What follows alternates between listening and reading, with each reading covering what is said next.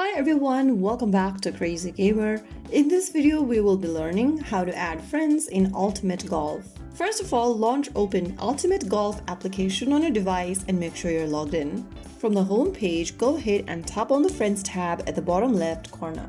Once you're inside this tab, go to the top of the screen and tap on Connect with Friends. Now, to add someone to your friend list, you'll need to enter their code. Their code looks like this. This is your code, but their code will look similar like this. Go ahead and ask for the code with your friends so that you can add them and add it in and write it down in the top of the screen. Once you are done, if the code is correct, you'll be able to see the contact with this code and you'll be able to add them as your friend. You can also share your personal friend code with others. Go ahead and tap on Send Invites and choose a friend you want to invite into the platform using the social messaging apps, social media apps, or even the SMS app on your device.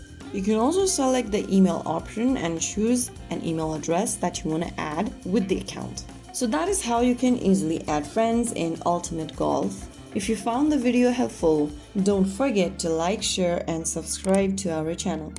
I will be back again in the next video. Thank you for watching.